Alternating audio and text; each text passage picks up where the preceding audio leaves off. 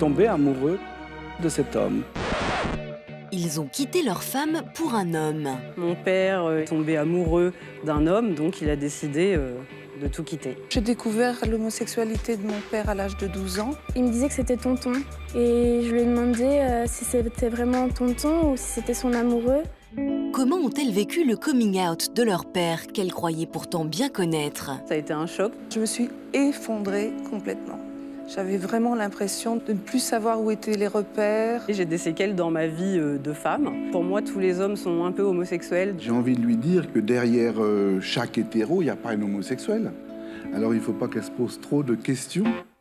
Le fait qu'il soit homosexuel, ça change rien. Enfin, je l'aime comme il est et je l'aimerai toujours comme ça. C'est mon papa et il restera mon papa. Et la seule chose que je lui reprocherais à ma fille, c'est qu'elle me pique toujours mon anti-cerne. Elle le met même dans son sac pour aller à l'école. Enfin, et moi, je cherche. Moi, elle me pique mon anti-cerne et mes fringues.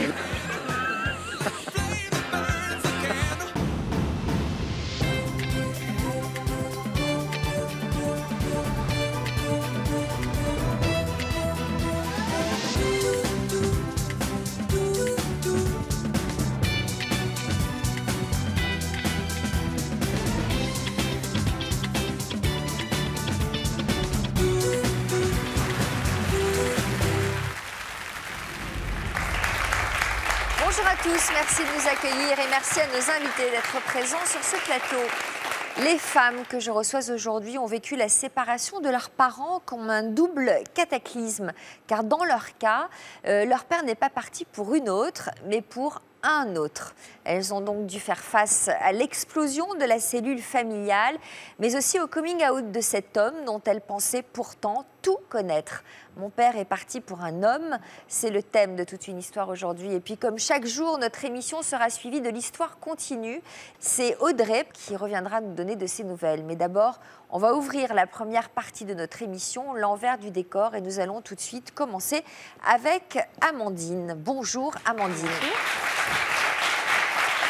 Comme tous nos invités d'aujourd'hui, Amandine, vous avez été confrontée à la découverte de l'homosexualité de votre père. Vous aviez quel âge lorsque votre père vous en a parlé pour la première fois? J'avais 19 ans. De quelle manière a-t-il abordé le sujet avec vous? Alors en fait, on s'est retrouvés tous les deux dans le salon et il en a profité pour me dire qu'il avait quelqu'un. Donc pour moi, déjà, ça a été un choc puisque c'était pas possible. Mon père était fidèle et c'était pas possible qu'il puisse partir pour quelqu'un. Parce qu'à ce moment-là, il était encore marié à votre mère? Oui, avec ma maman. Oui, oui. Donc ça a été un choc. Ils s'entendaient comment, vos parents? Très bien. Très bien. C'était le couple un peu idéal aux yeux de tout le monde puisqu'ils ne se disputaient jamais et la vie roulait, quoi. Bon, donc il vous dit qu'il a quelqu'un, donc déjà premier choc. Premier choc, oui. Vous l'imaginez mal, vous lui posez des questions? Oui, je lui demande si je la connais et comment elle s'appelle. Et donc là, il m'a répondu, c'est pas elle, c'est il. Donc là, deuxième choc. Deuxième choc, oui. Vous y croyez quand il vous dit ça, vous comprenez? Non, j'ai rigolé. J'ai rigolé. Bah, déjà, de toute façon, quand il m'a dit qu'il avait quelqu'un, j'ai déjà commencé à rire. Et là, c'était impossible. Mais c'est quel genre de rire? Un rire nerveux? Bah, c'était rire nerveux parce qu'en même temps, je me disais, me faire une blague comme ça, c'est quand même pas très drôle. Et je voyais bien à son visage que c'était pas des bêtises. Il avait l'habitude de vous faire des blagues? Non, pas vraiment, mais vous aviez quel genre de rapport? J'y croyais tellement pas qu'on était très proches. Très, très proches. Comment ça se poursuit, une discussion pareille? On va en savoir plus, j'imagine? Forcément, j'ai envie d'en savoir plus, évidemment. Donc, je lui demande depuis combien de temps il a quelqu'un. Donc, c'était assez récent. Mais il m'explique aussi qu'en fait, ça fait de nombreuses années qu'il s'est rendu compte qu'il était homosexuel. Et que, en fait, il avait eu des aventures, mais jamais rien de sérieux. Et là, en fait, il est tombé amoureux d'un homme, donc il a décidé de tout quitter, de nous l'annoncer. Donc, il avait déjà eu des aventures homosexuelles? Oui. Est-ce que votre mère était au courant de cette histoire? Non, non, non. Personne n'était au courant à part vous? Alors, en fait, je l'ai appris hier, puisque l'émission fait qu'on s'est beaucoup téléphoné et j'ai parlé avec beaucoup de monde pour avoir un peu plus d'informations. Puisque par la suite, moi, j'ai eu un peu des oublis par rapport à mon enfance et tout ce qui s'est passé à ce moment-là.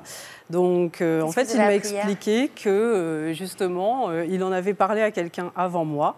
Donc, c'était son gastro-entérologue, puisqu'il avait des problèmes d'estomac dus effectivement au stress de ne rien dire, de cacher.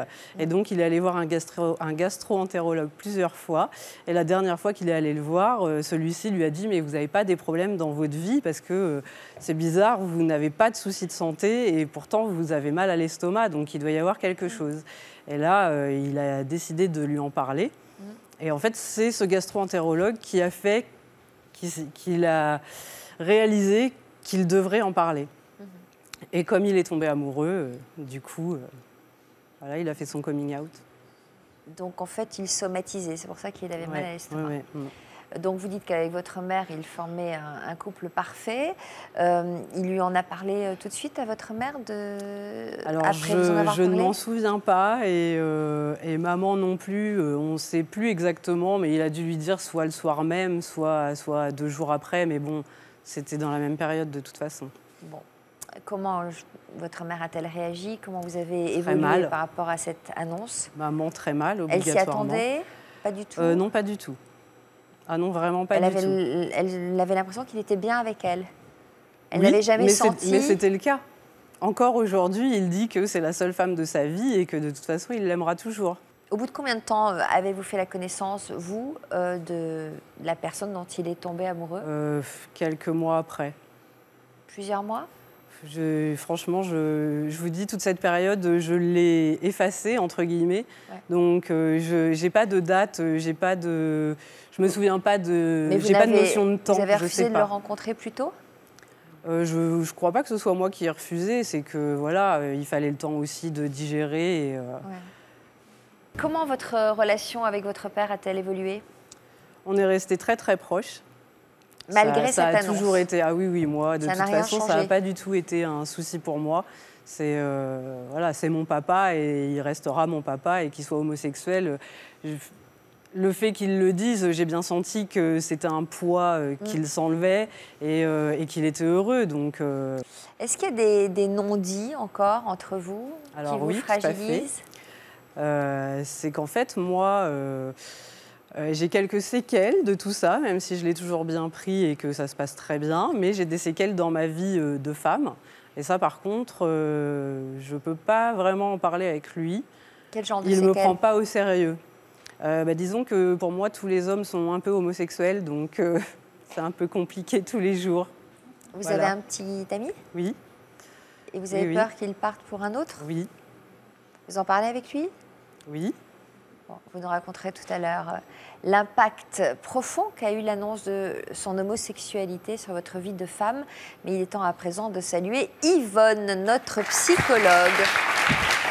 Bonjour Yvonne, quel regard portez-vous sur le parcours d'Amandine? Alors, un parcours quand même chaotique parce que, dans un premier temps, il y a eu l'annonce de votre père. Vous étiez censée être la seule au courant parce que votre mère n'était pas informée de son homosexualité. Donc, on sent dans votre discours qu'il y a déjà les séquelles, vous les avez évoquées, mais cette amnésie. Comme si, à l'annonce de l'homosexualité de votre père, vous avez l'impression que l'image de la famille s'effondrait, que le père, ce héros, n'était plus celui-là.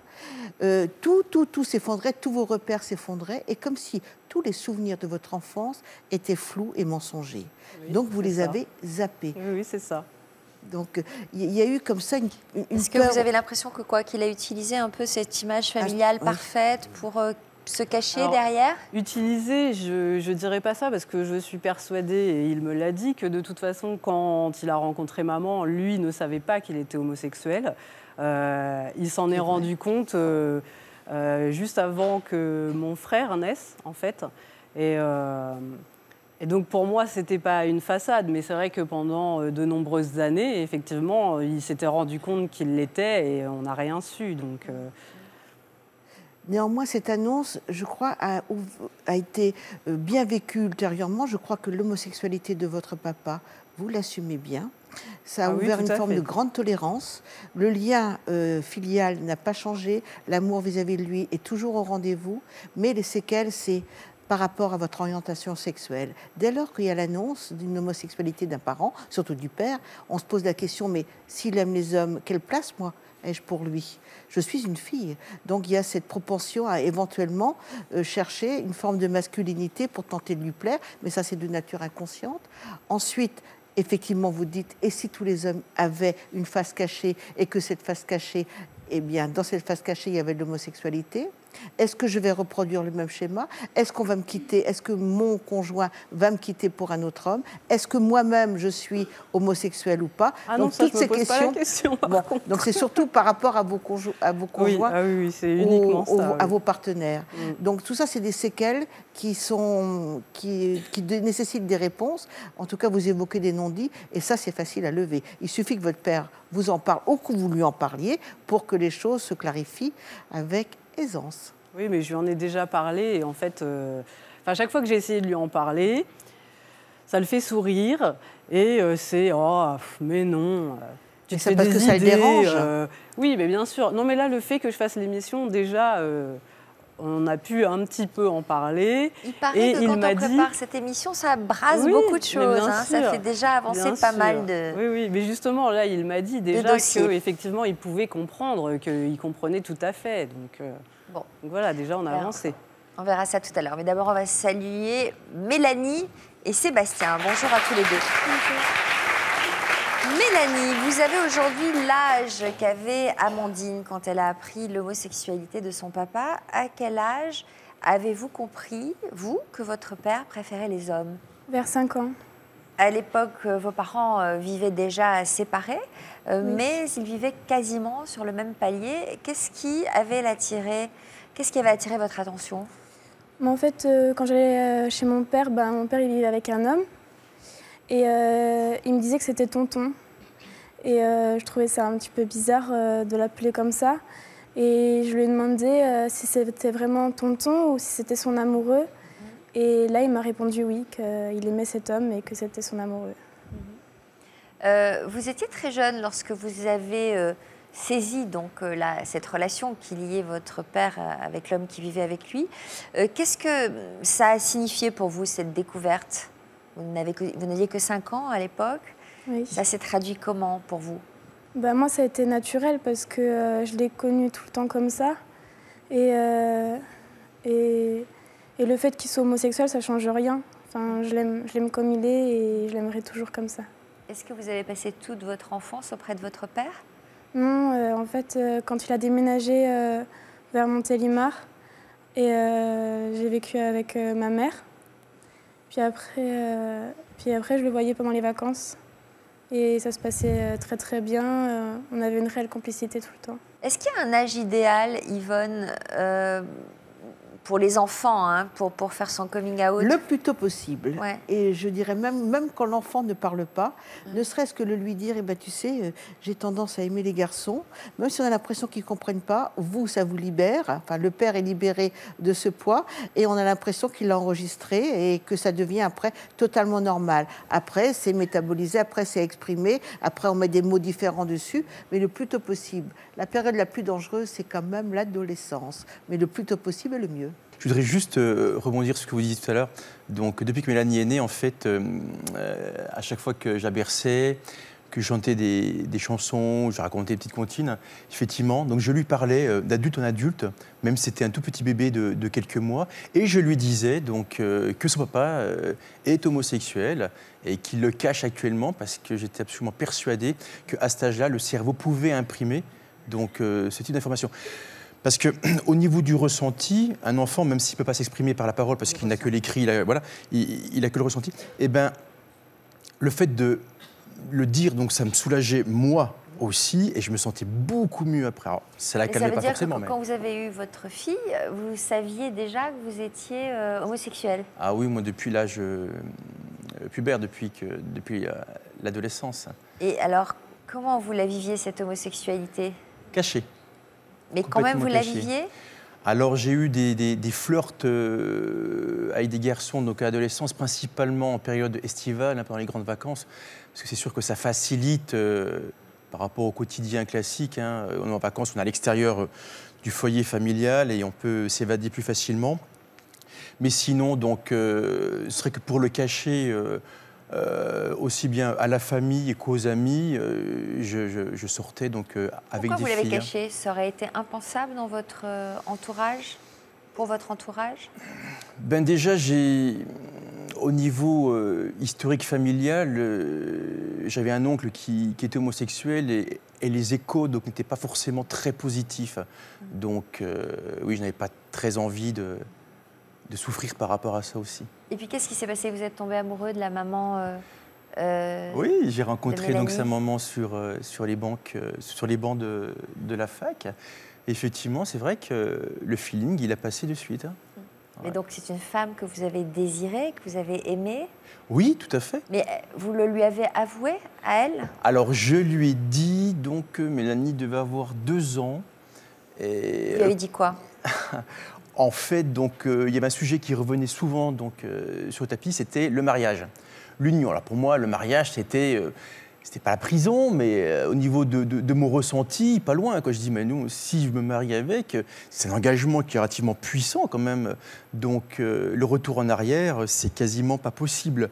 Donc je dis cette fois-ci, ben, je prends mon courage à 2 mains et je dis les choses. Hein. Voilà. Comment a-t-elle réagi?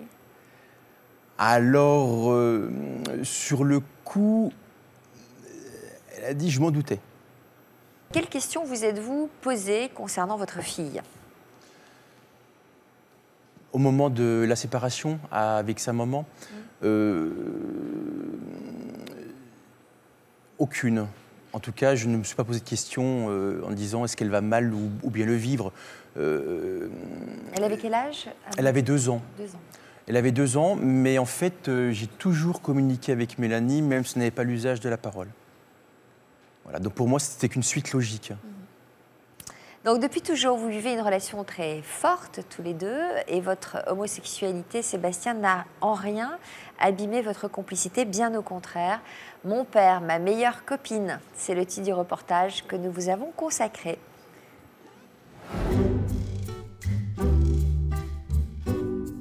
Un samedi midi à Nîmes.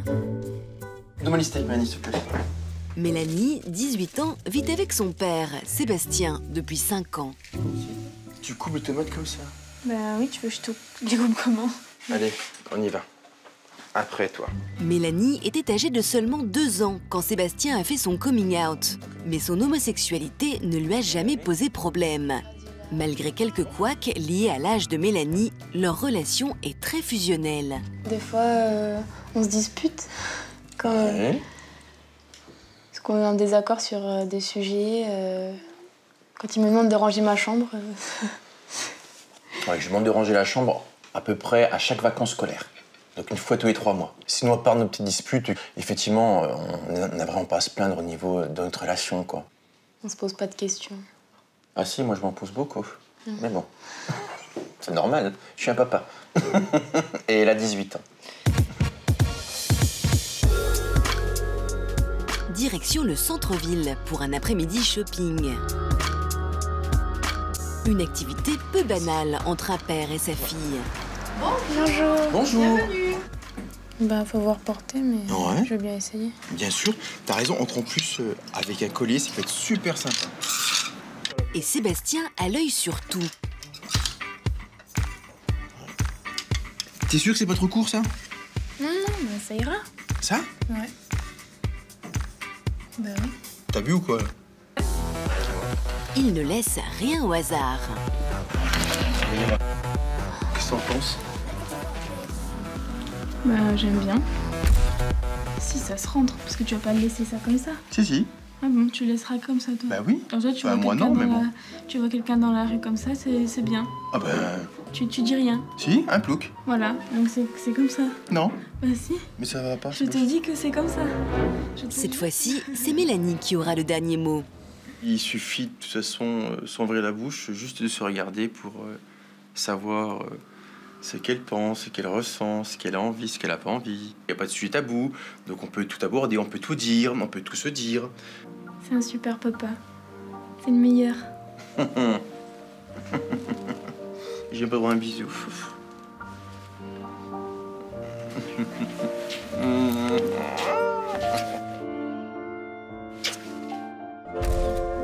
Depuis peu, Sébastien est célibataire et sa fille n'a pas l'intention de le laisser se morfondre. Ah, bonjour. Et lui? Ah bah là, de dos. C'est vrai, non, je dis rien. Ah oui, là ça va. Mais voilà, c'est pas de ton âge, ça. C'est pas grave, ça va bien quand même. Oui, il est sympa, lui. Ouais, dans un an, il est chaud. Hein. J'aime bien quand il est en couple parce que je le vois épanoui, heureux. On fait beaucoup de sorties, on partage beaucoup de choses à trois. Et moi, ce qui le rend heureux me rend heureuse. C'est puissant en émotion qu'elle ait autant de recul et un regard aussi large sur le sujet. Quoi. Aujourd'hui, Mélanie n'envisage même plus son père avec une femme. Si un jour mon père me dit qu'il aime les femmes, ça me fera vraiment, vraiment bizarre et je ne m'étonnerai pas. Je me dirais, mais qu'est-ce qui lui arrive? Qu'est-ce qui t'arrive? Qu'est-ce qui t'a fait changer ta vie? Qu'est-ce qu'elle t'a fait pour que tu changes d'avis? Ah, ça fait très longtemps que je ne me pose plus la question.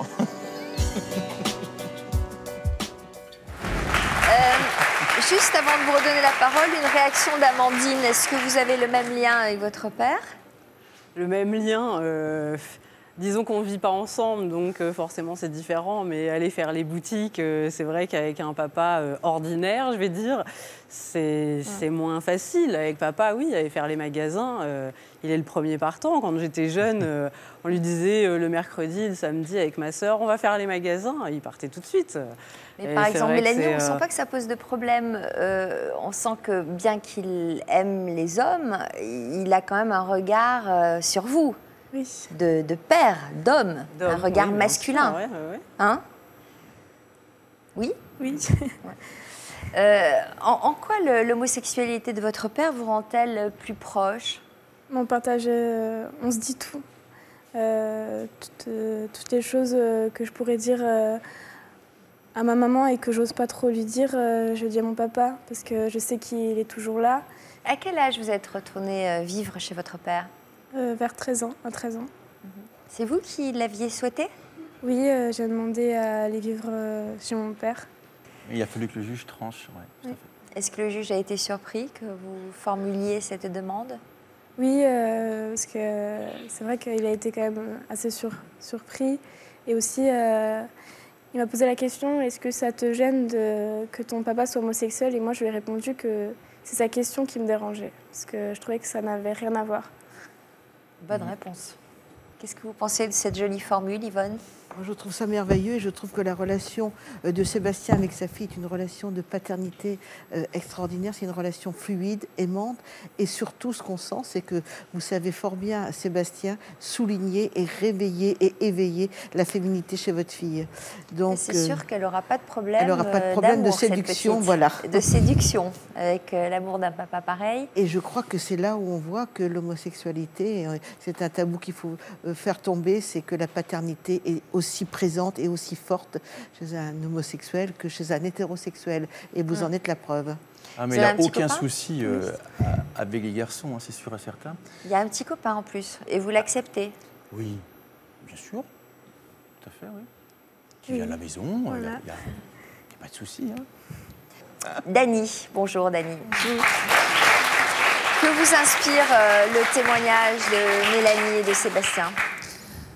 Alors moi, ce que je retiens de vos trois témoignages, c'est que l'amour est plus important que tout le reste.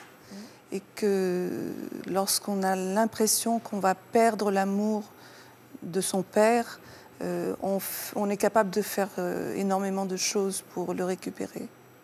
C'était votre impression? Vous avez eu peur de perdre l'amour de votre père? Ah oui, tout à fait. Moi, j'ai découvert l'homosexualité de mon père à l'âge de 12 ans, à un âge où je me construisais en tant que femme. Comment l'avez-vous découvert?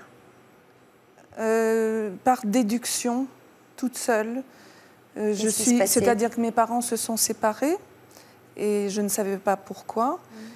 Et je me Auparavant, il y avait quand même des choses étranges chez vous, c'est-à-dire que tous les dimanches... Oui, il y avait un jeune homme de 25 ans qui avait pris l'habitude de venir déjeuner à la maison tous les dimanches. pendant plusieurs mois. Et puis un jour... Il était qui, ce jeune homme? C'était un collègue de mon père. Et comment on justifiait sa présence le dimanche au sein du domicile familial? Je pense que ça devait être très difficile par rapport à ma mère, mais moi, je ne me suis pas posé de questions. Je pensais que c'était un ami de la famille. Comment s'entendaient vos parents? C'était justement une époque où ils commençaient à se disputer beaucoup. J'ai compris par la suite que ma mère avait des soupçons sur mon père et qu'elle est allée poser des questions à cet ami, justement. Donc mon père a très vite compris la situation et il a fallu qu'ils se séparent. Est-ce que vous connaissiez les raisons de la séparation de vos parents? Non. Au départ, non, parce qu'en fait, ça s'est passé dans les années 70. Le contexte culturel était différent de celui d'aujourd'hui. Et à ce moment-là, c'était impossible de parler d'une telle histoire. Est-ce que vous aviez des explications? Est-ce que vous pensiez à une explication en particulier? Alors, j'ai fini par poser la question à ma mère. Je lui ai demandé, est-ce que tu peux me dire si j'aurais un petit frère ou une petite sœur? Donc, j'avais déjà élaboré une autre situation. Et elle m'a dit non. Donc, très vite, j'ai compris, et je pense que je l'avais compris avant de poser cette question, j'ai compris que l'ami en question était celui avec lequel mon père était parti. Alors, si vous auriez un petit frère ou une petite sœur du côté de votre père? Oui, du côté de mon père, oui. C'est quand même élaboré comme question, plutôt que de demander oui, je pense directement. Que j'avais déjà... Je tournais autour du pot, quoi. J'avais déjà compris ce qui se passait. Donc, en fait, elle vous a confirmé vos soupçons? Voilà. Et comment vous avez réagi à cette confirmation? Je me suis effondrée complètement.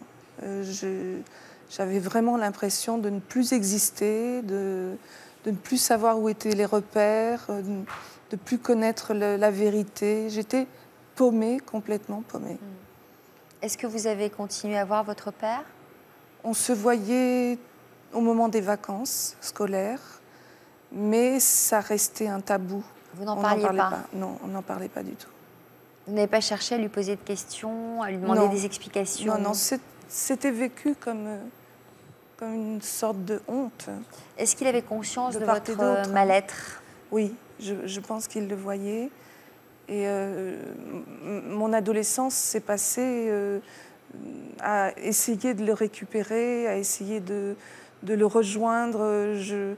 Alors justement, à l'âge de 15 ans, vous êtes partie vivre chez lui pendant 2 mois pour, j'imagine, vous rapprocher de lui, pour essayer de comprendre. Je voulais connaître cette vie qu'il avait choisie. Et effectivement, sentant que j'avais une attente, il s'est montré sans pudeur. Il m'emmenait dans les boîtes d'homosexuels. Il m'a montré toute sa vie. C'est pas un peu violent, ça? Si, c'était très violent parce que je n'avais que 15 ans. Vous amenez votre fille dans des boîtes homo? Non, oui, mais dans une boîte tout court, non. On ne mélange pas? Non. Peut-être que ce n'est pas nécessaire de tout mélanger. Pas mélanger la sexualité, l'intimité avec le rapport père-fille. C'est pas le même monde. Mais je pense que c'était une maladresse de la part de mon père, mais qu'il était désemparé. Il ne savait pas ce que j'attendais de lui. Et il a pensé qu'en affichant son mode de vie, il allait répondre à mes questions. Et alors, est-ce que... Alors, ça n'a fait que renforcer mes troubles. J'ai commencé à avoir une sexualité décousue, ne pas savoir si j'étais attirée par les femmes ou par les hommes. Et j'ai commencé à me droguer, j'ai commencé à faire n'importe quoi. Nous verrons un peu plus tard dans l'émission tous les chemins de traverse que vous avez dû emprunter avant de trouver un équilibre que vous estimez encore aujourd'hui fragile. L'annonce de l'homosexualité d'un parent, Yvonne, c'est difficile non seulement à annoncer, mais aussi c'est difficile à accepter, surtout, j'imagine, au moment de l'adolescence. Au moment de l'adolescence, parce que c'est une période particulièrement fragile au niveau de l'identité sexuelle. Et vous dites fort bien, c'était l'effondrement, mais aussi, suis-je moi-même homosexuel? Suis-je hétérosexuel? Donc, des questions sur votre orientation sexuelle. Et que vais-je devenir? Et aussi, est-ce que si mon père est parti avec un homme, moi qui suis une femme, quelle place ai-je pour lui? Est-ce qu'il m'aime? Donc on peut aussi devenir un peu androgyne ou se conformer à des comportements masculins pour tenter d'agripper un peu l'amour et la reconnaissance de ce père. Et en plus, quand il y a des non-dits, quand on sous-tend, parce que l'enfant, il ne faut pas oublier, il ressent les choses. C'est ce que vous dites, Dany. Vous ressentiez, vous aviez des réponses à vos questions sans que ce soit exprimé. Donc absence de communication.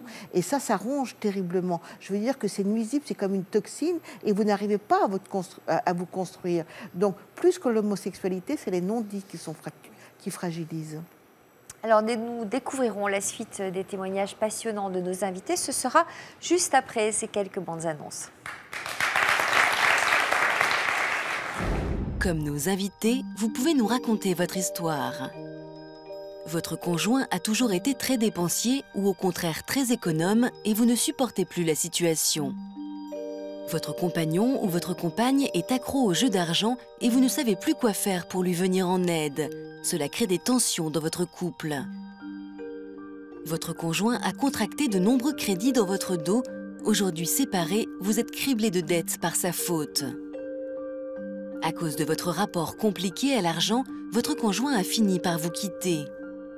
Après avoir rencontré de gros problèmes financiers, votre couple n'a pas tenu, ou à l'inverse, vous en êtes ressorti plus fort. Pour nous raconter votre histoire, contactez notre équipe au 0820 16 30 15 ou connectez-vous sur le site de France 2, rubrique Toute une histoire. Il y a 2 ans, nous avions fait la connaissance de Manon, qui avait dû recevoir une greffe de cœur. Elle nous a fait 6 arrêts cardiaques, dont un de 10 minutes. C'était une myocardite virale. Une myocardite, c'est le cœur qui se dilate et qu'on ne peut plus assez. Manon a aujourd'hui 6 ans et demi et cela fait maintenant 5 ans qu'elle a été greffée. Dans l'histoire continue, nous reprendrons des nouvelles de cette petite fille pleine de vie. Comme nos invités, vous pouvez nous raconter votre histoire. Vous avez été témoin d'un crime il y a quelques années et vous ne parvenez pas à oublier ces images traumatisantes. Vous allez prochainement témoigner lors d'un procès aux assises et vous redoutez ce moment. Un membre de votre famille ou de votre entourage a été tué sous vos yeux. Depuis, cette image vous hante. Vous avez hésité avant de dénoncer un crime, mais aujourd'hui, vous êtes soulagé de l'avoir fait. Après avoir été témoin d'un crime, vous avez réussi à vous reconstruire et vous souhaitez donner des conseils à nos invités. Pour nous raconter votre histoire, contactez notre équipe au 0820 16 30 15 ou connectez-vous sur le site de France 2, rubrique Toute une histoire. Nous sommes de retour sur le plateau de Toute une histoire et c'est un thème délicat qui nous réunit aujourd'hui. Mon père est parti pour un homme. C'est le titre de notre émission et nous avançons avec la deuxième partie, une relation à reconstruire. Bonjour Jacques. Comment avez-vous découvert votre homosexualité? Alors ça, c'est à la fois un conte de fées et un petit peu ridicule. À l'époque, il faut dire que moi, je n'ai jamais pensé à mon homosexualité, puisque j'aimais les femmes, j'aimais la mienne. Et vous n'aviez jamais ressenti aucune attirance pour les hommes? Jamais. Absolument jamais. Mais jamais, vraiment jamais. Et d'ailleurs, plus tard, j'ai compris pourquoi. Mais là, j'avais 34 ans. Et à l'époque, j'avais une chevelure brune impressionnante. Ah bon? Oui. Et j'allais chez un petit coiffeur de quartier. J'habitais une petite ville de province. Et mon épouse de l'époque avait un coiffeur qui était un artiste et les femmes venaient de très loin se faire coiffer chez lui et elle me disait toujours « tu devrais aller te faire coiffer chez mon coiffeur ». Et moi je disais toujours non, je ne voulais pas aller me faire coiffer chez son coiffeur. Et un jour elle m'a dit « tu n'as pas le choix, je t'ai pris un rendez-vous ». Et pourquoi vous disiez non? Parce que moi, j'aimais bien mon petit coiffeur de quartier. Il parlait que de choses qui ne m'intéressaient pas, donc ça me permettait de me détendre, comme la plupart des gens font chez le coiffeur. Et voilà, et puis je trouvais qu'il me coiffait bien. Vous aviez combien d'enfants? Enfin, 4. vous avez combien d'enfants? 4. 4. Donc, vous allez à votre rendez-vous. Oui. Et alors? Et puis, je rentre dans ce salon de coiffure et bingo. Quoi, bingo? Je vois cet homme, ce coiffeur. Et alors? Eh bien, j'ai plus de jambes. Je commence à transpirer des mains, alors que même sur ce plateau, je ne transpire pas des mains. C'est agréable pour moi, merci. Ça n'a rien à voir avec vous. Et puis, j'ai des acouphènes dans les oreilles. Enfin, voilà, quelque Un chose... coup de foudre, quoi. Ah ouais, carrément. carrément. Que vous aviez déjà éprouvé? Jamais. Parce qu'avec la maman de mes enfants, c'est une histoire d'amour merveilleuse qui a duré 27 ans, mais qui s'est construite avec le temps. Alors que là, tout d'un coup, boum. Bon. Et alors, vous vous dites quoi? Ah ben, je me dis que j'ai envie de l'embrasser. Et- Carrément, une attirance physique, quoi. Oui, oui, j'ai Plus envie. forte que vous. Il me disait des grands monsieur. Je me disais, mais pourquoi il ne m'appelle pas par mon prénom Et vous aviez l'impression que c'était réciproque? Ben non, curieusement, je le trouvais un peu coincé, quoi. Il me disait monsieur, il me parlait tout le temps de ma femme. Non, mais il y a un moment, ça, vous vous êtes pas dit, mais qu'est-ce qui m'arrive? Mon Dieu, qu'est-ce qui m'arrive? Si, j'ai pas les jambes en coton et des acouphènes tous les jours. Donc là, oui, je me suis vraiment dit, il se passe quelque chose. Bon. Mais j'avais vraiment à la fois envie que cet homme me parle comme si on se connaissait. Vous lui avez fait comprendre qu'il vous plaisait? J'ai dû être très nigaud parce que je savais pas ce qui m'arrivait, donc j'ai pas maîtrisé du tout la situation. Mais lui, il était homo. Alors, il était marié, mais en tout cas, il avait des Ah, il cheveux était sur les marié. épaules avec des mèches jaunes, rouges, bleues. Il allait travailler à son salon avec quelque chose qui était d'un côté un pantalon, de l'autre côté une jupe à la Jean-Paul Gaultier. Donc oui, on pouvait penser qu'il était homo. Bon. Vous êtes Mais je ne me suis pas posé la question. Il vous a bien coiffé? Ah oui, ça, oui. Vous êtes rentré chez vous, Oui. un peu perturbé. Est-ce que vous en avez parlé tout de suite à votre femme? Tout de suite. En lui disant quoi? Ben, c'est elle qui m'a dit alors mon coiffeur. Je lui ai dit ben, génial. Elle m'a dit t'as vu comment tu es coiffé? Je lui ai dit oui. Elle m'a dit je savais qu'il te plairait. Et je lui ai dit ben oui, je suis tombé amoureux de lui. Et là? Et là, elle m'a dit je savais que tu allais t'en faire un ami parce que j'étais sûr que vous alliez bien vous entendre. Je lui ai dit mais tu n'entends pas? Je suis tombé amoureux de cet homme. Et elle m'a répondu mais tu n'aimes pas les hommes. Et je lui ai répondu non, j'aime pas les hommes. Mais je suis tombé amoureux de cet homme. Et là, alors, qu'est-ce qui se passe? Là, elle me dit, tu exagères toujours, tu es toujours dans l'excès. Tu vas t'en faire un ami, et puis voilà. Et vous? Vous réagissez comment? Ben, Vous ne dormez pas de la nuit? Vous y pensez avant de vous endormir? Non, pas du tout. Vous vous Non, tournez et non. retournez dans votre lit? Non, pas du tout. Bon. Non, parce que je vivais avec la femme que j'aimais, et il n'avait pas sa place là. Oui, d'accord. Enfin, vous étiez tombé amoureux ou pas? Oui, j'étais tombé amoureux. Alors, en général, quand on tombe amoureux, on y pense. Oui, j'y pensais, mais quand j'étais seul ou quand j'allais à mon bureau, oui. Bon, bah, dites donc, alors si vous arriviez à cloisonner, c'est que vous n'étiez pas très amoureux. Ah, j'étais raide dingue amoureux. Bon. La suite l'a prouvé d'ailleurs. Alors, qu'est-ce qui s'est passé, justement? Eh ben, j'ai fait l'assaut de cet homme tous les jours pendant un mois. Où? À son salon de coiffure. Vous l'attendiez devant? Non. Je rentrais à l'heure de la fermeture et comme il mettait 3 heures pour compter 3 chèques, je faisais... et que j'étais banquier, je faisais sa caisse, comme ça on n'en parlait plus. Et après, je lui demandais pourquoi il ne voulait pas avoir une relation avec moi. Ah, carrément, vous y allez carrément, comme ça? Ben oui, j'étais amoureux. Ouais. Et il vous répondait quoi, lui? Que j'étais marié, qu'il connaissait ma femme, que j'avais 4 enfants, que j'étais connu, enfin des raisons qui sont valables. Hein. Mais en tout cas, je lui disais, mais dis-moi que tu me plais pas et que je te plais pas et que tu veux pas qu'on ait une relation. Et ok, j'arrête. C'est vrai, vous auriez arrêté? Ah bah oui. Et alors, il vous l'a dit? Non, il me disait qu'il était amoureux, que je lui Ah, plaisais. lui aussi etc. était amoureux, alors? Oui. Mais il ne voulait pas vivre la relation. Bon.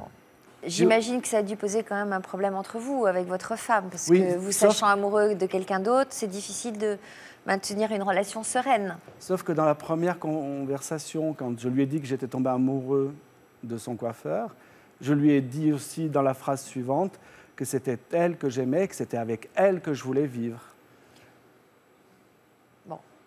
Et alors On a encore vécu 13 ans ensemble. Donc, elle vous a laissé vivre cette histoire très intelligemment. Oui, je dois lui rendre cette grâce, c'est qu'elle a accepté, alors qu'elle n'était pas du tout obligée. Quand je lui ai annoncé, je pensais même qu'elle allait me mettre à la porte. Ouais. Bon, et alors, est-ce que je peux vous poser une question très indiscrète? Oui. D'accord. Donc, je la pose. Allez-y. Est-ce que, pendant que vous aviez cette relation avec cet homme, vous continuiez à avoir des relations sexuelles avec votre femme? Et ça ne lui posait pas de problème? Elle ne vous a pas rejeté? Oui. Ah ben, en tout cas, non, jamais. Bon.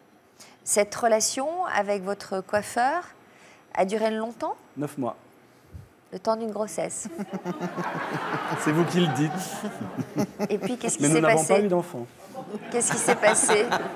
Il s'est passé quoi au bout de 9 mois? Il s'est passé qu'il n'a pas respecté la règle qu'on avait établie, c'est-à-dire que moi, je cloisonnais ma vie. À partir du moment où j'ai décidé de vivre cette relation, ce qui me gênait le plus, ce n'était pas qu'elle soit homosexuelle, c'est qu'elle soit extra-conjugale. Ouais. Ça ne me plaisait pas. Mais bon, il fallait en passer par là. J'aurais très bien pu ne pas la vivre et puis me retrouver un peu frustré, un peu aigri. J'ai préféré la vivre. Je n'ai trompé personne, puisqu'avant qu'elle commence, j'avais prévenu ma femme. Et en quoi a-t-il enfreint la règle? C'est-à-dire qu'il ne respectait pas les plages qui lui étaient dédiées. Il voulait plus. Il avait quitté sa femme, lui? Non. Mais il voulait plus? Oui. Donc à partir du moment où il a voulu plus, vous avez arrêté la relation? Oui, parce que ça devenait insupportable. C'est-à-dire que moi, je vivais dans une histoire d'amour avec la mère de mes 4 enfants. Et j'avais mes 4 enfants à élever, j'avais un poste à responsabilité, à assumer. Et il était tout le temps là. Et ça devenait invivable. Et moi, je suis un homme indépendant. Et j'avais besoin de cette indépendance parce que je lui consacrais quand même pas mal de temps. Et vos enfants étaient au courant? Non. Bon. Donc l'histoire s'est arrêtée. Oui. Vous avez repris un cours normal avec votre épouse? Oui. Sans être à nouveau attiré par d'autres hommes? Si.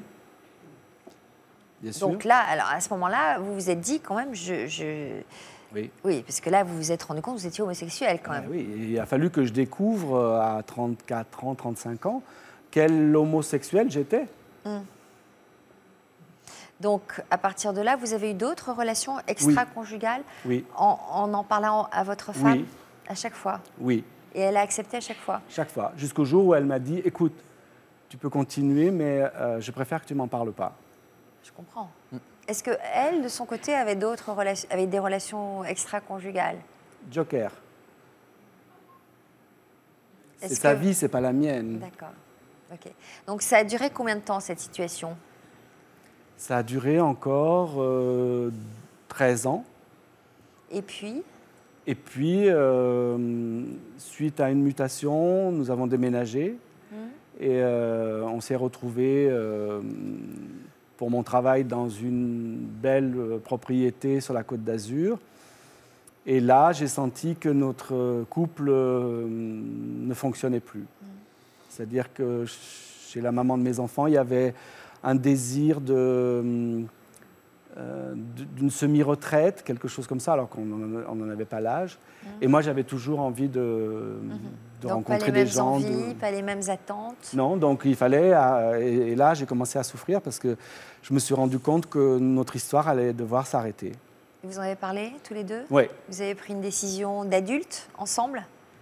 Oui. Au départ, j'ai cru que c'était ça. On a parlé de séparation. Ouais. Pourquoi au départ, vous avez cru que c'était ça? Parce que après 27 ans d'amour, on ne peut pas... il faut laisser du temps pour se séparer. C'était terrible parce que on était, comme les parents d'Amandine, un couple qui faisait l'unanimité. Jusque quelques semaines avant notre séparation, les gens admiraient notre couple. Et ça, c'était que ce qu'on voyait d'une histoire qui était forte. Alors, qu'est-ce qui s'est passé? Vous avez décidé de vous séparer? Oui. Vous vous êtes séparés? Vous en avez Alors, on souffert? a décidé de se séparer et on a pris le temps pour se séparer. Ça veut dire quoi, ça? Vous pris le temps de se séparer? On a mis 9 mois à... Encore le temps d'une grossesse? Pour un père de 4 enfants, 9 mois, c'est une évidence. Donc 9 mois, pour quoi faire? Pour réussir notre séparation, pour que chacun d'entre nous trouve... en habitant chacun de votre côté, déjà? Ah, on était toujours sous le même toit. D'accord. Toujours dans cette belle villa dans le sud. Difficile. Décision à la fois raisonnable et douloureuse. Hyper douloureuse. Donc moi, à cette époque-là, il était hors de question que j'ai quelqu'un d'autre dans ma vie. Ouais, ce qui est bien, c'est que vous avez pris cette décision sans partir pour quelqu'un d'autre, ni l'un ni l'autre. Non. Ouais. Et puis, peu de temps après, vous avez fait une rencontre. Oui. Alors que je ne souhaitais plus vivre l'amour, parce que je pensais que j'étais déjà un privilégié avec 27 ans d'une merveilleuse histoire. J'ai rencontré l'homme qui partage mes jours depuis 15 ans. Vous l'avez présenté à vos enfants? Alors oui. Alors j'ai voulu... donc mes enfants, je ne leur avais jamais parlé de l'homosexualité à ce moment-là. Et j'ai voulu présenter l'homme avant le compagnon. Et j'ai choisi quelque chose qui puisse leur faire rencontrer l'homme tel qu'il est. Et mes enfants ayant accepté de faire mon déménagement pour quitter cette belle villa pour aller dans un appartement. Et l'homme que j'aime s'est proposé de faire le repas de ce déménagement. On était 11 et c'est un excellent cuisinier. Donc j'ai accepté. Et donc ils ont rencontré mon compagnon sans savoir que c'était mon compagnon dans ce repas de déménagement. Ils l'ont apprécié? Au début, ils se sont un peu demandé qui il était. Et moi, je ne répondais pas. Je voulais qu'il rencontre la personne. Et puis quand il a mis le mésé libanais sur la table et ouvert les bouteilles, eh ben, c'était parti. Mais mon fils aîné, qui avait un peu de mal avec tout ça, ne voulait plus partir. Et voilà, j'avais réussi. Ils avaient rencontré l'homme. Et après, j'ai pu leur expliquer qu'il était aussi l'homme que j'aime. À partir du moment où vous leur avez avoué votre homosexualité, comment ont-ils réagi? Alors, différemment, chacun d'entre eux. Alors, dans l'histoire d'Amélie, je retrouve beaucoup la mienne parce que j'ai 3 fils et une fille. Ma fille est la dernière de mes enfants et à l'époque, elle avait 15 ans et demi, 16 ans. Et bon, j'ai eu une annonce un peu brutale pour elle parce que je ne voulais pas lui dire que c'était un copain. Et après, donc j'ai tout balancé comme ça en quelques minutes. Je me souviens très bien qu'elle était à l'époque un peu en bagarre avec sa maman. Et donc, elle passait tous les week-ends avec nous et les vacances. Et le premier week-end, il y avait 7 minutes qui nous séparaient de la gare à l'appartement. Et elle me disait qu'elle était heureuse de passer le week-end qu'avec moi, etc. Je lui dis, mais on n'est pas tous les deux, il y a Frédéric. Ah bon, c'est pas cool, papa, d'avoir invité un copain. Moi, je pensais qu'on serait que tous les deux. Et je lui dis, mais Chloé, ça n'est pas un copain. C'est l'homme que j'aime et c'est l'homme avec lequel je vais vivre. Et comment a-t-elle réagi? Ah ben, elle a fondu en larmes. Et moi, tout d'un coup, toutes les questions que je ne m'étais pas posées sont montées. Et je lui ai dit, c'est l'homosexualité. Elle me dit, non, papa, c'est pas ça. C'est que tu dis toujours les choses aussi brutalement. Tu ne pouvais pas prendre le temps de me préparer. Et je lui ai dit, mais on va arriver. Et je ne voulais pas te mentir. Je ne voulais pas que tu penses que c'était un ami, alors que c'est l'homme que j'aime. Et puis finalement, comment il s'est passé ce week-end? Merveilleusement bien, puisque depuis, on pense que c'est lui le père de Chloé. Est-ce qu'aujourd'hui, vous êtes un homme et un père heureux? Ah, complètement. Complètement. Je suis un père heureux depuis la naissance de mon fils aîné, Mathieu, qui a 38 ans aujourd'hui. Et je suis un homme complètement heureux dans une histoire d'amour que je souhaite à beaucoup. Donc, il y a combien d'années maintenant? Il est là, votre 15 compagnon, ans. je crois. Bonjour. 15 ans. 15 ans. Eh bien, bravo, on peut applaudir. On peut applaudir cette belle histoire. Dany, vous nous racontiez tout à l'heure les conséquences de la révélation de l'homosexualité de votre père sur votre adolescence. Concrètement, par quelle phase êtes-vous passé? Plutôt, je me suis un petit peu noyée dans des questionnements autour de l'homosexualité et je faisais beaucoup de recherches au niveau de l'androgyne, le fait d'être androgyne, parce que c'était une quête pour moi. J'avais besoin de ressembler à quelqu'un que mon père puisse admirer. Et donc, j'ai commencé à m'habiller un peu comme un garçon. J'étais beaucoup plus fine que maintenant. Les médicaments m'ont défigurée. Et à l'époque, j'étais plutôt... quand je rentrais dans un magasin, on me disait « Bonjour jeune homme, qu'est-ce que vous voulez ?» Et est-ce que ça plaisait à votre père que vous ressembliez à... Je ne sais pas. Vous n'en avez jamais parlé avec lui? Je pense que c'était... Ça, c'est une réflexion que j'ai faite depuis plusieurs années. Vous n'en aviez pas mais à conscience. l'époque, je le faisais vraiment par instinct et je n'avais pas besoin de l'élaborer au niveau de la parole. Oui. À 25 ans, votre vie a pris un nouveau tournant. En quoi votre quotidien a-t-il changé du tout au tout? Alors, la rencontre du Christ a été pour moi déterminante. Où l'avez-vous rencontré? Je l'ai rencontré par l'intermédiaire d'une radio dans laquelle des personnes téléphonaient pour exprimer des sentiments. Et puis un jour, un homme a parlé de son projet qui était de créer un centre pour vivre avec des handicapés et des personnes valides. Ce projet m'a passionnée.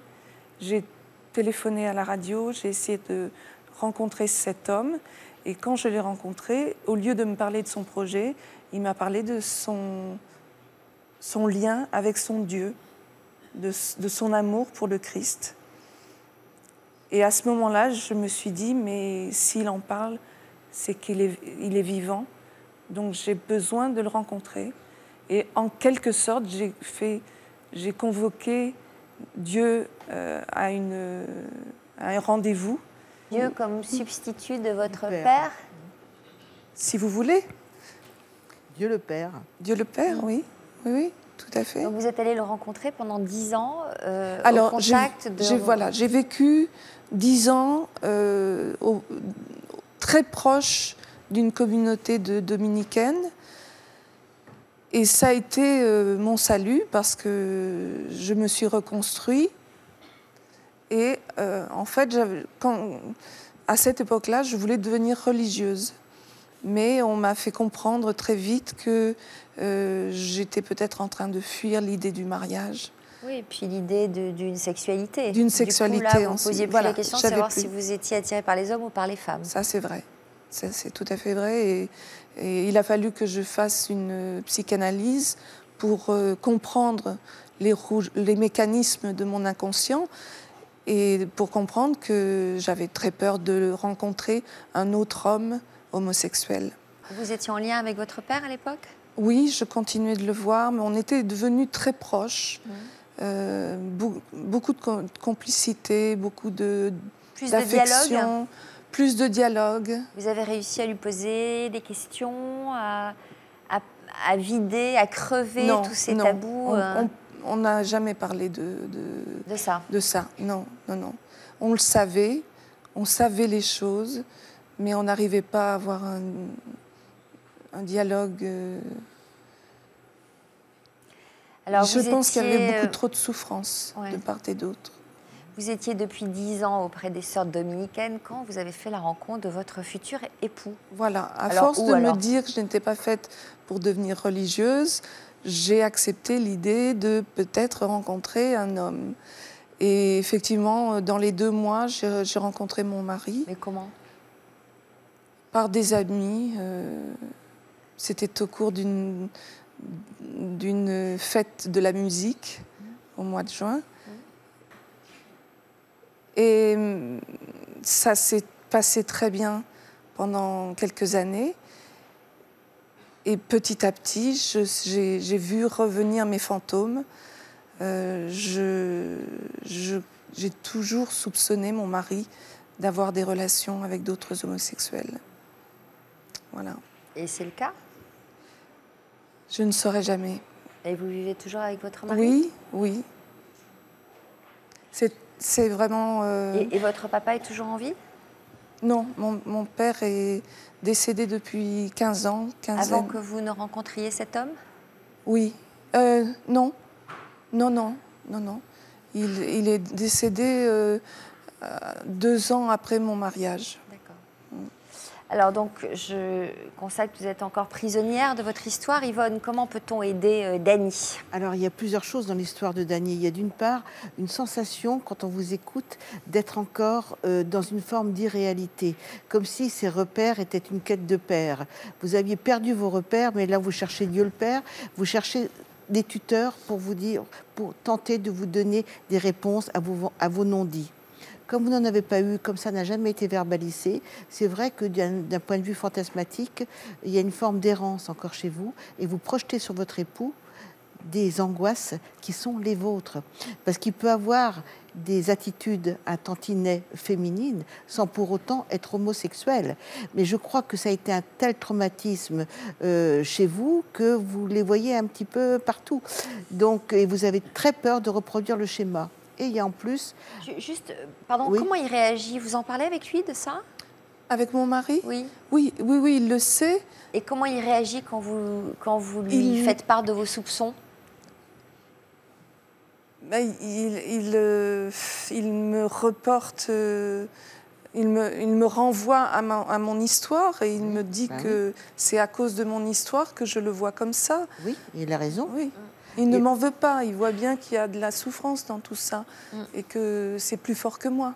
Et aussi derrière votre souffrance, il y a aussi comme si vous aviez absorbé la détresse de votre mère qui peut-être, elle, n'a pas assumé l'homosexualité de votre père. C'est comme ça que je le ressens. Et donc je crois que vous êtes rongé par cette dépression. Il y a quelque chose qui vous habite qui n'est pas à vous. Donc il faudrait vous en débarrasser. Comment ?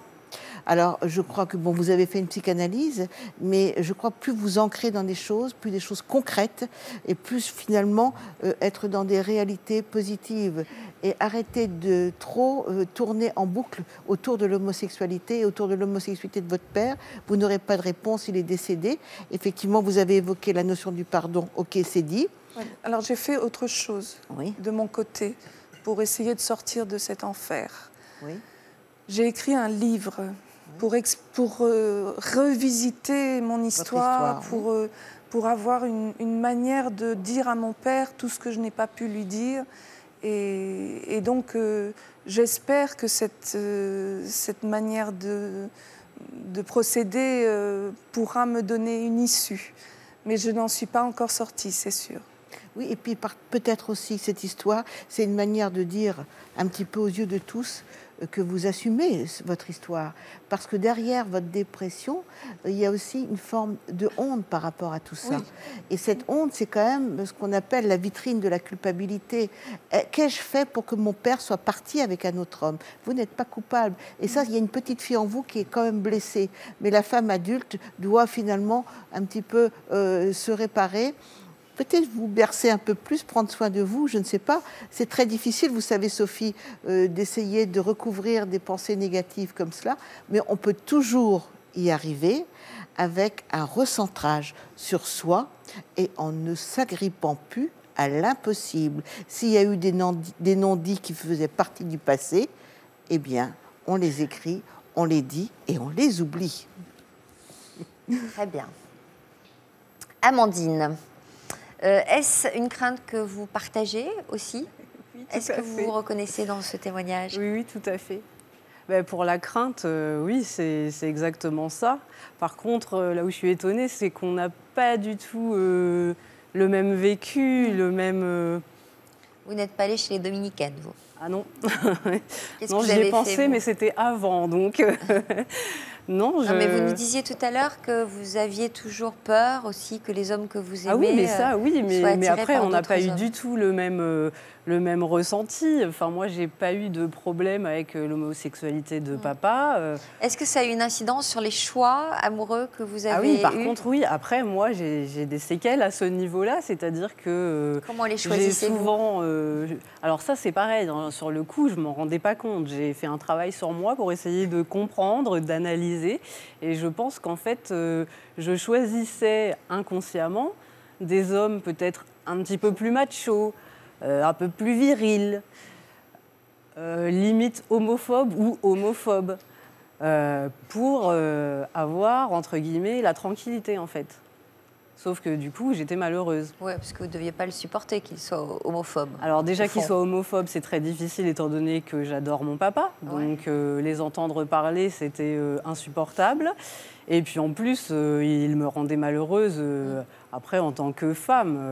Est-ce que vous avez déjà abordé ce sujet avec votre père en lui faisant part de vos craintes? Oui, mais papa, ça le fait sourire et voilà, il n'y a pas vraiment de discussion sur ce sujet.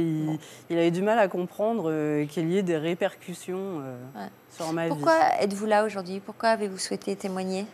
Justement, pour déjà entendre tout ce que les autres peuvent dire, puisque c'est vrai que moi, à l'heure actuelle, j'ai rencontré personne qui soit dans la même situation que moi.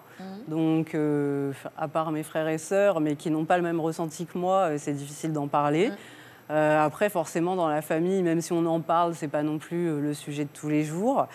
Et puis peut-être aussi pouvoir justement dire les choses à papa en me disant il va être derrière son écran et il sera obligé d'écouter. Ah oui, bien sûr. Vous nous avez dit que vous avez déjà débloqué pas mal de dossiers en préparant l'émission, comme c'est souvent le cas. Mais donc là, je sais que maintenant, là, il va être obligé d'écouter ce que je dis sans pouvoir intervenir. Ah, peut-être pas. Peut-être pas.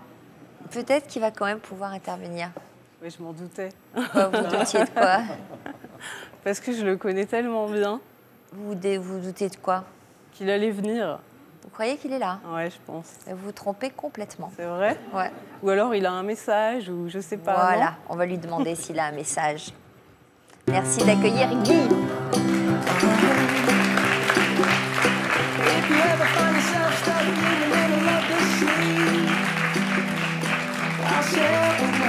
Vous avez coupé vos moustaches. Ouais. Et comment vous faites pour les faire remonter comme ça?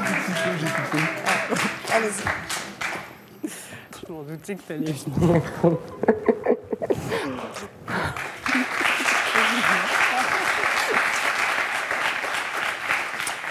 Alors, elles s'en doutaient que vous alliez venir, mais pourtant, Guy, vous avez beaucoup hésité avant de venir. Oui. Pourquoi? J'ai hésité de me retrouver passer à la télé. Oui. Et puis en fait que des personnes les représailles. Voilà, les représailles. Pas d'être avec Amandine, non. Des représailles, c'est-à-dire que des personnes découvrent votre homosexualité? Ah non, découvrent non, plein de personnes, mes collègues, les les voisins, tout le monde est au courant, toute la famille. Alors quel genre de représailles craignez-vous? Je ne sais pas, vous savez, il y a des personnes qui sont homophobes. Ouais. Et on peut reconnaître la personne et puis retrouver en ville ou n'importe, on ne sait jamais. Voilà, c'était surtout ça. Alors, qu'est-ce qui vous a finalement convaincu de venir? Disons que émission sur l'homosexualité, ça m'avait déjà un petit peu, j'avais déjà un petit peu pensé, mais comme Amandine a fait la démarche, donc j'ai dit je vais venir. Au départ, j'avais dit non. Et finalement, après 2 nuits, je me suis dit, finalement, j'y vais aussi. Qu'est-ce que vous avez ressenti? Bon, j'imagine que vous avez travaillé ensemble sur la préparation. Elle nous disait tout à l'heure que ça avait été l'occasion pour vous d'échanger, déjà, de dénouer quelques nœuds. Qu'est-ce que vous avez envie de lui dire aujourd'hui? J'ai envie de lui dire que derrière chaque hétéro, il n'y a pas un homosexuel. Il y a quand même, je pense... une minorité. Alors, il ne faut pas qu'elle se pose trop de questions en se disant, je suis avec un copain, s'il fait un petit geste de la main, ça y est, il est homosexuel. Si il va faire les magasins, il est homosexuel. Je crois qu'il faut peut-être qu'elle se pose pas toutes ces questions. En fait, ce qui doit vous apporter, c'est l'amour qu'on vous porte. Voilà. Non? Oui, mais je sais pas, c'est comme ça. J'ai essayé de travailler dessus, mais... Comment il pourrait la rassurer, Guy? Oui. Non, mais peut-être aussi éviter de faire des choix face à des choix d'hommes trop virils et trop homophobes, parce qu'il faut savoir que l'homophobie est bien souvent une défense majeure contre une homosexualité refoulée. Ah non, mais ça je sais, il y en a comme ça. Vous pouvez lui dire qu'effectivement, l'homophobie cache souvent bien des choses. Oui, non, mais ça je le sais, oui. Ça, vous avez appris à... Oui. Donc je crois que ça, c'est important. Bon, on va vous laisser dialoguer peut-être, en tout cas Guy, qu'elle a besoin qu'un vrai dialogue s'engage et qu'il faut peut-être autre chose qu'un sourire pour y répondre. D'accord. Laissez retomber vos moustaches. Merci d'être venu en tout cas et vous viendrez nous voir pour nous dire si vous vous êtes apaisé et si le fait de vous retrouver vous a apaisé. Merci, c'était une jolie émission sur l'amour de père pour leur fille et des amours de couple. On espère pour vous aussi que les choses vont s'apaiser. Comme viennent d'en témoigner nos invités, la vie prend parfois un tour auquel on ne s'attend pas. Et on va le vérifier une fois de plus avec Audrey, l'invitée que je retrouve dans l'Histoire continue. Merci à tous d'être venus. Merci Yvonne. Dans le cas d'Audrey, c'est une maladie qui est venue bouleverser toute sa vie. Bonjour Audrey. Bonjour. La maladie de votre 3e enfant, Manon. Alors, à quoi ressemble votre vie depuis votre premier passage sur notre plateau? Eh bien, vous allez nous le dire aujourd'hui dans l'Histoire continue. Alors, je vous avais reçu le 22 décembre 2011 dans une émission intitulée « Ce devait être mon dernier Noël ». Vous nous aviez alors parlé de votre fille, Manon. Est-ce que vous pouvez nous rappeler pour quelles raisons Noël 2008 restera vraiment gravé dans votre mémoire? Alors l'année 2008, pour nous, a été une année très dure parce qu'elle était en attente de greffe. Et au mois de novembre, c'est là qu'on commençait à préparer, à entendre parler de Noël, de tout ça, les enfants, les grands, les préparations. Et c'est là qu'on a réagi et qu'on s'est dit ça pourrait être son dernier Noël. Parce que, donc, elle avait quel âge, votre fille, à ce moment-là? Là, elle avait 18 mois. 18 mois, et quel était le problème? Elle a attrapé un rhume qui, au lieu de se déposer en rhume, s'est déposé sur les muscles et lui a affaibli le cœur. Donc, à partir de l'âge de 6 mois, moi, j'ai vu qu'elle n'était pas très en forme, qu'elle n'était pas comme tous les autres. Et j'ai été voir plusieurs pédiatres qui m'ont toujours affirmé que c'était une petite fille qui était feignante et moi qui étais une maman trop angoissée. En général, quand une maman a des soupçons sur la santé de son enfant, elle voit mieux qu'un pédiatre parfois. Donc vous avez continué à consulter. L'état de santé de Manon a continué à se dégrader et puis vous avez fini par appeler les pompiers. Voilà. Et qu'est-ce qu'ils ont constaté quand ils sont venus? Alors, quand mon mari a appelé les pompiers, parce que moi, je voyais ce qui se passait, j'étais plus... je m'imaginais la perdre, parce qu'elle ne bougeait plus, il n'y avait plus que les yeux qui bougeaient, elle ne tenait plus sa tête. Là, elle avait 14 mois. Et donc, les pompiers sont arrivés, ils ont diagnostiqué, ils ont appelé le SAMU, parce que pour eux, ils ne pouvaient rien faire. Ils ont diagnostiqué quoi? Ils ont vu qu'elle était en insuffisance, insuffisance cardiaque. Et sur le coup, ils ne l'ont pas dit, mais elle était en phase terminale. Donc, ils ont appelé le SAMU, qui, eux, ont appelé le SMUR, d'où on a été transféré d'urgence à l'hôpital de Cannes, où là, quand la pédiatre de l'hôpital de Cannes a ouvert la porte... a affolé tout le monde, a dit que le foie était passé sous l'aine tellement qu'il avait grossi. Donc, ils ont appelé l'hôpital de Nice, le service de réanimation, où ils me l'ont mise dans le coma artificiel. Et là, après 4 arrêts cardiaques... En faisant un pronostic sur son... Pour l'instant, ils ne savaient pas vraiment. Donc, ils pensaient à des maladies métaboliques. Ils n'avaient pas vraiment de piste, donc ils ont fait plein de biopsies. Et au bout de 4 arrêts cardiaques, on nous a demandé si on voulait la débrancher. Parce que là, ils ne savaient pas comment la maintenir en vie. Elle, en 3 jours, c'était déjà 4 arrêts cardiaques et c'était trop pour un enfant de son âge. Et avec mon mari, on s'est concerté. Pour nous, c'était hors de question.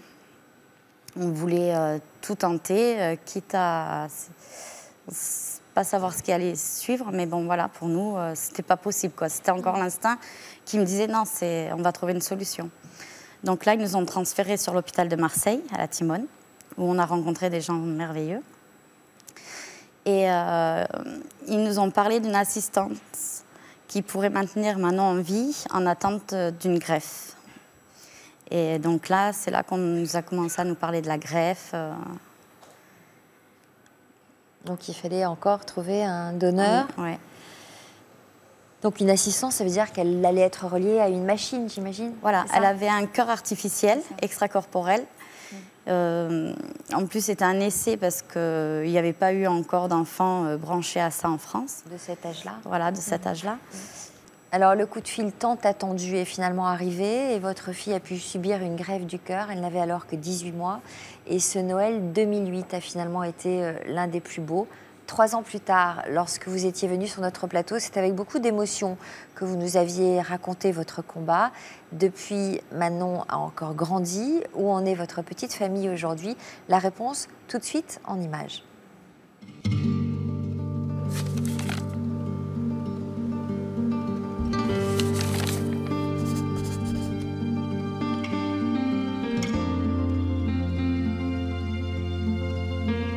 J'avais un mauvais pressentiment, quelque chose qui me disait qu'il y avait quelque chose qui n'allait pas. Dès l'âge de 6 mois, Manon, la deuxième fille d'Audrey, avait montré des signes de fatigue inhabituels, lorsque soudain, son état de santé était devenu alarmant. Manon était complètement amorphe, elle n'arrivait plus à tenir sa tête. C'était une myocardite virale. Une myocardite, c'est le cœur qui se dilate et qu'on ne peut plus assez. À peine le diagnostic posé, son état s'était encore aggravé. Elle nous a fait 6 arrêts cardiaques, dont un de 10 minutes. Ils nous ont demandé si on voulait la laisser partir. Les médecins nous ont rappelés dans le bureau pour nous dire qu'on avait peut-être une autre solution et que c'était la greffe. Manon avait été hospitalisée pendant 5 mois dans l'attente d'une greffe de cœur. Et c'est à quelques semaines de Noël qu'Audrey avait reçu un appel qui allait changer l'avenir de toute sa famille. Je décroche mon téléphone et à ce moment-là, je me lève et je deviens toute blanche. Mon mari croit que Manon est morte. Et en fin de compte, on nous disait qu'on avait peut-être un cœur de disponible pour Manon. Greffée depuis 3 ans, Manon avait pu rejoindre Audrey sur notre plateau, accompagnée de son père, Marc. On n'avait plus d'espoir quand on était à l'hôpital. Et là, on nous redonnait la possibilité de pouvoir fêter Noël à la maison, la famille complète. Et ça, c'est exceptionnel, quoi. Pour nous, c'est un véritable miracle. C'est la petite miraculée de Noël.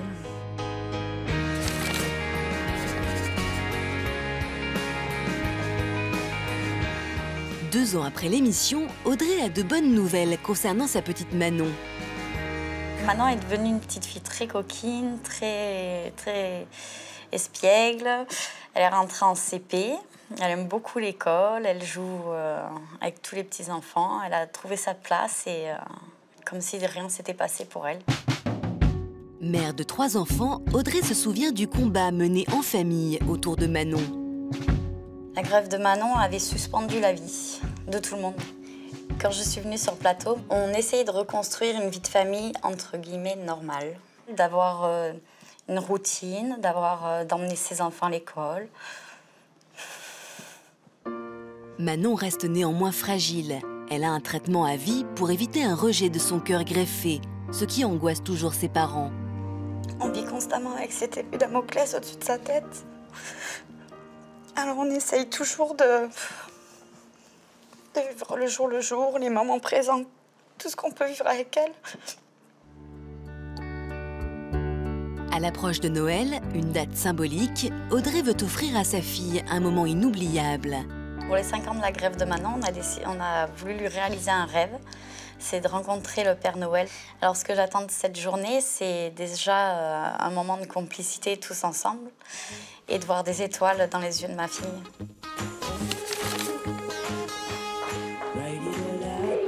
Marc, le mari d'Audrey, ainsi que Mathéo et Clélia, leurs 2 aînés, sont aujourd'hui aux côtés d'une Manon en pleine forme. Salut Audrey et action. Première émission, Je me rappelle, vous m'avez donné des gâteaux. On avait un sapin de Noël. Tous ont vu Manon grandir et aller de mieux en mieux. Quand je voyais ma petite sœur malade, ça faisait de la peine. J'avais peur parce que je savais pas ce qui allait se passer. Aujourd'hui, Manon, elle se porte pas mal, quoi. Je veux dire, comparé à ce qu'on a connu il y a quelques temps en arrière. Elle grandit, je veux dire, elle grandit très bien. Elle fait plus de choses et elle est plus en forme aussi. Aujourd'hui, des enfants aux parents, c'est toute la famille qui porte beaucoup d'attention à Manon. La grève de Manon, ça a tout changé. Parce que ça a créé des liens hyper costauds entre ses frères, sa sœur et elle. Je veux dire, tout le monde protège Manon. À l'école, oui, parfois je la protège. Parfois, quand je joue, je regarde un peu où elle est Manon.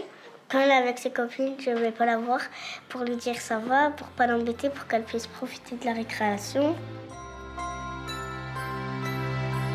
Marc a retrouvé de l'espoir et il peut enfin penser à l'avenir de sa petite dernière. Ce que j'espère pour l'avenir, c'est que Manon soit toujours en bonne santé et qu'un jour je puisse l'amener à l'hôtel. Mais du haut de ses 6 ans, Manon a bien d'autres priorités que de se marier avec un prince charmant. Mon rêve, c'est qu'on invite le Père Noël à la maison pour qu'il mange.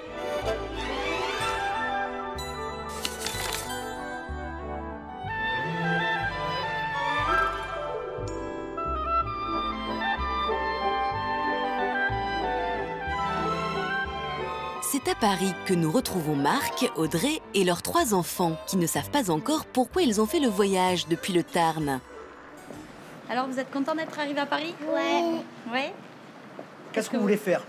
Aller voir la Tour Eiffel et la piscine. On est là quand même pour les 5 ans de la grève de Manon. Je sais. On vous a fait une surprise. On a décidé de vous amener dans un grand parc d'attractions. Ouais, merci.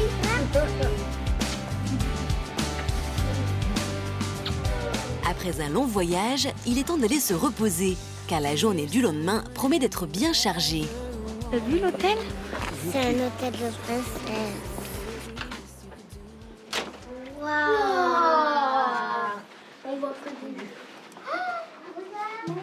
Mais ce soir, les enfants ne sont pas vraiment d'humeur à aller se coucher tôt. Là c'est côté princesse. Et ça, c'est côté prince. Voilà. Bon, les enfants, allez. Maintenant, on va se mettre en pyjama. Et avant de se mettre en pyjama, vous allez venir nous faire un gros bisou. Et allez, bien chérie.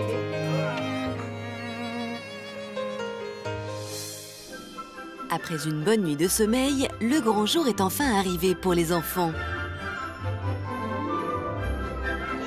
Manon découvre les attractions du parc et en profite avec toute sa famille.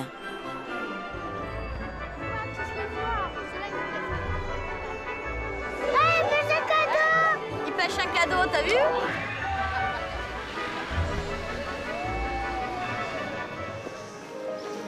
Et ben moi, je suis super contente que pour cet anniversaire des 5 ans de grève de Manon, on soit tous ensemble ici. Et toi, Manon, alors ça te fait quoi cette journée? T'es contente? Pour moi, cette journée, elle était super cool. Les problèmes de santé de Manon ont causé un retard de croissance qu'elle rattrape aujourd'hui. Elle grandit vite, ce qui lui cause des douleurs aux jambes. C'est donc en poussette, mais toujours pleine d'enthousiasme, qu'elle continue la fête.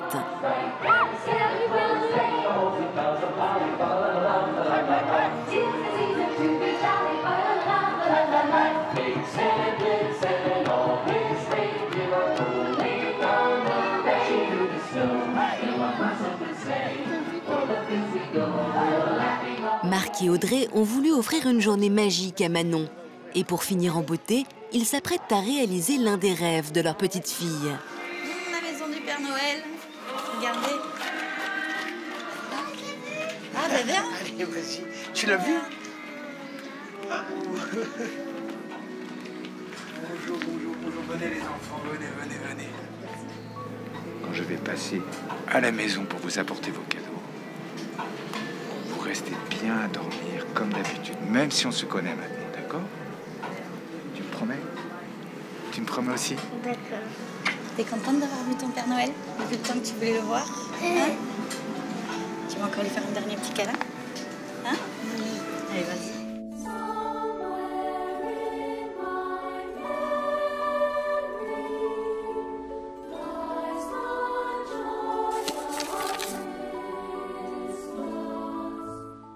Voilà, et toute la famille est réunie. Mathéo, Cléa et Manon. T'entends pas? T'es sourd? Je disais que toute la famille était réunie. Dis donc, Manon, t'aurais pas dessiné par hasard dans les loges? Tu veux voir tes mains? Elles sont un tout petit peu bleues. Donc, Mathéo, très jolie coiffure. Comment vous vivez, vous, les enfants, le fait que votre sœur était malade comme ça? On t'entendait, toi, Mathéo, tu disais que tu avais toujours envie de la protéger à l'école. Oui. Parce qu'il y a des copains qui l'embêtent? Pas tout. Non, il n'y en a pas, mais la plupart du temps, quand elle va dans... Parfois, quand elle va dans les rangs pour se ranger, vu que tout le monde est pressé d'aller boire, d'aller aux toilettes et de se ranger, et ben, la plupart du temps, on la bouscule. Ouais. Alors, je l'emmène à son rang. Et il ne faut pas qu'on la bouscule. Est-ce que tu as peur pour elle, toi? De quoi tu as peur? S'il y a un problème dans ce cœur, s'il s'arrête encore une fois. Ouais. Après, je sais pas. C'est difficile à vivre pour des frères et sœurs. Est-ce que vous en avez parlé ensemble de cette notion-là, du fait qu'il y ait un petit cœur d'une autre petite fille ou d'un autre petit garçon qui vivent à l'intérieur d'elle? Tu le sais, toi, Manon, ça? Non, tu le sais. Tu n'as pas envie d'en parler. On en parle tous les ans. Comment? Tous les ans, on en parle. À quel moment vous en parlez? Le jour de l'anniversaire de la greffe. Ouais. Tous les ans. Vous en parlez comment? Ben, on met un cierge déjà. Oui. Et puis on a une pensée pour ce gosse, quoi. Ouais. Puis on fête cet anniversaire. Et ça fait, hein? Quand on fête l'anniversaire de Manon, on a une pensée pour lui, pour ses parents, pour tout le monde. Normalement, vous ne devez rien savoir sur le donneur. Vous avez voulu vous renseigner quand même? Non, mais on n'a rien su. Vous avez essayé? Bien sûr. C'était important pour vous d'essayer? Mm. Comment va-t-elle, Manon, aujourd'hui? Comment tu vas, Manon? Mais réponds. Mais dis-y, toi. Ça va, tu fais la bipelette. Vas-y. C'est timide. Comment va-t-elle? Très bien. Elle va très bien. Elle a un suivi. Elle a un suivi médical qui est tous les mois, on va à l'hôpital, elle a des examens sanguins. Elle a tout ce qu'il faut pour surveiller. Donc aujourd'hui, elle va très bien. Est-ce qu'elle peut avoir la vie d'une petite fille normale, entre guillemets? Ah oui, elle peut faire ce qu'elle veut. Hein. Elle peut faire du sport. L'année dernière, elle faisait de la danse. Cette année, bon, c'est un peu plus délicat parce qu'elle grandit, je pense. Et elle n'est pas encore fixée sur ce qu'elle veut vraiment faire. Bon, on n'en fera jamais une championne olympique. Hein. Ah bon? Ça, oui, ça on le sait. Est-ce que les traitements anti-rejet sont lourds pour elle? Ça correspond à quoi, concrètement? Alors, il y a 2 prises de médicaments. Une le matin à 8h et le soir à 20h. C'est toujours à heure fixe, on ne décale rien. Et après, c'est lourd dans le sens que ça lui donne des douleurs dans les jambes, ça la fatigue un petit peu plus. Et ça la rend un peu plus exécrable. Disons qu'elle a un sacré caractère. Vous êtes dans quel état d'esprit aujourd'hui? J'imagine une reconnaissance éternelle pour... Oui, reconnaissance éternelle. Ouais. Le mot, il est petit. Ouais. J'ai pas de mots pour décrire ce que je ressens, moi. Ce que je veux dire... vous savez, il suffit d'un don d'organes pour qu'on arrive à récupérer notre enfant. Je ne sais pas comment expliquer, mais c'est énorme. Ouais. C'est énorme. Je veux dire... c'est vrai qu'on n'en parle pas assez. C'est vrai que moi, j'y avais jamais pensé. Parce que pour moi, oui. Mais pour mes enfants, c'était autre chose, quoi. Et aujourd'hui, j'ai une autre vision de la vie. Laquelle? Aujourd'hui, je pense que tout le monde est donneur d'organes, quoi. Enfin, j'en suis sûr. Surtout cet organe-là. C'est pas n'importe lequel, quand même. C'est pas n'importe lequel, c'est le moteur. Le cœur. Quand il lui arrive d'en parler avec vous, qu'est-ce qu'elle vous dit? C'est un peu plus dur de me parler aujourd'hui. Aujourd'hui, elle commence à vraiment... à bien comprendre les choses. Donc on fait attention aux mots qu'on emploie, tout ce qui est au sujet de la mort, tout ça. Voilà, on fait attention. On essaye de lui mettre des petits mots d'enfant, Après, elle l'a très bien accepté, elle le comprend très bien. Elle sait que c'est un enfant qui a sauvé sa vie et que c'est d'autres parents qui ont dit oui. Et on en est éternellement reconnaissant, ouais. Après, elle en prend soin parce qu'elle prend ses médicaments, elle fait pas de... Elle sait voilà, que c'est vital. Vous teniez beaucoup à revenir nous donner de vos nouvelles aujourd'hui. Vous avez envie de faire passer quel message? Alors tout d'abord, on voulait donner des nouvelles de Manon, montrer à tout le monde que, voilà, que le don d'organes, ça marche, que c'est très important maintenant parce que ça n'arrive pas du tout qu'aux autres. Ça peut arriver à n'importe qui. Nous, on s'est réveillés un matin comme ça. Donc voilà, il faut se poser les bonnes questions, savoir si nous, on accepterait d'avoir un organe pour pouvoir dire oui au don. C'est important maintenant, je pense, parce qu'il y en a de plus en plus. Et il y a de plus en plus de personnes en attente. En attente, ouais. En attente, mais c'est horrible en plus, moi je vous le dis. Et ayant fréquenté 5 mois à l'hôpital, je peux vous assurer que j'ai vu des trucs, mais c'est même pas pensable, quoi. C'est même pas pensable. C'est-à-dire? Il y a beaucoup d'attentes. Il y a beaucoup d'enfants qui décèdent, mais même il y en a trop, quoi. Trop. Tout ça parce que il manque d'organes, il manque de beaucoup de choses, et qui fait que ils n'arrivent pas à avancer. Ils n'arrivent pas à avancer, ils sont coincés, les recherches, bon, elles y vont, mais elles y vont à tâtons. Et puis voilà, quoi. Donc, on a fait des émissions, nous, sur le don d'organes vivants. Ça aussi, c'est une des données du problème. Vous l'avez vu? Oui. Bon. Et puis, c'est vrai que, si vous êtes sensible à cette cause, n'hésitez pas de vous déclarer donneur et de déclarer... Comment ça se passe par rapport à ces enfants Ça fait combien qu'on est donneurs, nous? Nous, ça fait 7 ans, depuis la mort de Grégory Le Marchal. Voilà. Depuis la mort de ce petit, on s'est mis donneur d'organes, elle et moi. Mais c'est vrai qu'on n'avait jamais pensé à nos enfants. Comment ça se passe par rapport à si on décide que nos propres enfants seront donneurs? Eh bien, on prend un papier, un stylo, et on marque dessus un papier et un stylo, et on marque qu'on veut donneur d'organes. Mais par contre, il faut surtout bien en parler à sa famille, tous les gens qui nous entourent, de proches. Les proches, oui. Parce que il faut que personne puisse s'interposer à ça. Parce que la loi française, tu t'interposes, c'est fini. C'est fini, tu ne peux plus être donneur. Manon, peut-être toi, tu vas commencer par signer notre livre, le grand livre de l'histoire continue. Comment tu dis que je m'appelle, toi? Je peux le savoir? Comment tu t'appelles? On me l'a dit. Alors, dis-le-moi. Comment tu dis? Sophie Dapré. Voilà. T'as raison. En plus, on me l'a jamais faite, celle-là. Tiens, regarde, Manon. Tu me fais un petit dessin? Voilà, ici, ça, là. Fais-le-moi ici. Voilà, tu dessines ce que tu veux. Merci, en tout cas, d'être venu. Merci d'avoir fait passer ce message si important. Merci à tous pour votre confiance et votre fidélité. À bientôt pour d'autres témoignages. Tout de suite, le sommaire de notre prochaine émission. Bon après-midi sur France 2. Merci.